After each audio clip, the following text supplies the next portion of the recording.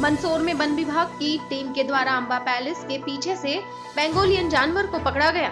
आपको बता दें कि मंदसौर शहर की सघन बस्ती क्षेत्र अंबा पैलेस के निकट एक बिरला जानवर दिखाई दिया।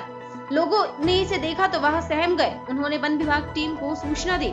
वन विभाग की टीम ने उसे पकड़ लिया और वन विभाग के अधिकारियों का कहना है कि बेंगोलियन बाहर विदेशों में पाया जाता है।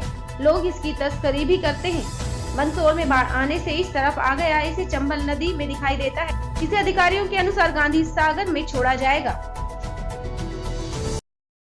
पुष्कर मालवी वनपाल। हाँ, किस तरह से कौन सा जानवर पकड़ा? ये अंबा प्लेस के पास मकान के पास बिल बना के बैठा था। रेस्क्यू दल गए हम और इसको सुरक्षित पिंजरे में पकड़ के रख लिया। वरिष्ठ निर्देश अनुसार इसको गांधी सागर अभ्यारण्य में छोड़ा जाएगा। क्या नाम है जानवर का? बेंगोलियम कहते हैं इसको। कहाँ पाए जाते हैं? ये सर बाहर विदेश में पाए जाते हैं और चंबल किनारे ज़्यादातर रहते हैं। क्या किसी को नुकसान वगैरह? कोई नुकसान नहीं है ना। कहाँ छोड़ोगा? ये अभ्यारण्य गांधी सागर में। नाम है आपका? मुकेश सरगरा। हाँ मुकेश जी, कौन सा जानवर है और कहाँ से पकड़ा है? ये सर पेंगोलियन के नाम से जाना जाता है और ये अपने इधर नहीं पाया जाता है। ये बाढ़ वगैरह हो, कुछ भी हो सकती है तो उसके कारण इधर आ गया होगा।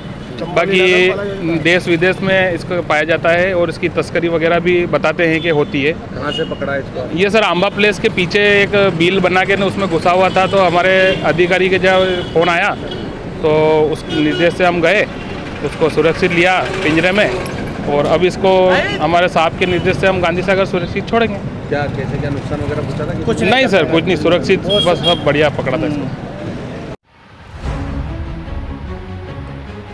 मुश्किलों के आगे कभी ना झुकने वाली हर हिम्मत को ताकत देती एक आवाज, जनमत सरोकार, सच, साहस और सलीका।